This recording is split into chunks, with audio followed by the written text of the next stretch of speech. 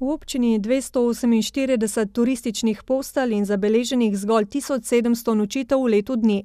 V resnici je število večje, le da ni vse zabeleženo, ocenjuje župan.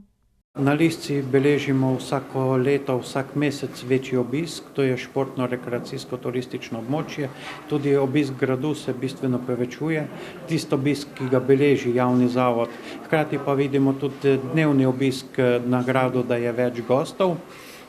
Vidimo, da tudi ribolovni turizem je zelo razvit, avtodomarski, karavanni turizem pa tudi beležimo več obiskov na teh postajališčih za avtodome. V urejanje rekreacijskih površin na Lisci in Tončkovega doma občina vsako leto vloži nekaj sredstev. Letos so preplastili rokometno igrišče, a zeleni turizem pomeni predvsem izpostaviti prednosti narave in lokalnih običajev. Mislim, da ne bo potrebno prav veliko z nekimi velikimi investicijskimi vlaganji, če želiš ti, da ti tudi prijajo posamezni gostje. Ker tudi dovolj je, na primer, že društvo Razbor za šport in kulturo Razbor organizira že zdaj par let zapored prireditev Koša na Lisci, pritegne tudi veliko obiskovalcev in tu se sliši od ust do ust.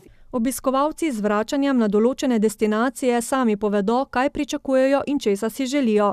Zadnje čase se tudi to dosti dogaja, da povprašujejo po nekih lokalnih, značilnih jedeh, ki nekako zaznamujejo Sevnice, regijo, bolj kot rečemo Slovenijo. Na zavodu KŠTM tečejo aktivnosti v tej smeri, da bi se oblikovalo sevniški krožnik, še dodaja.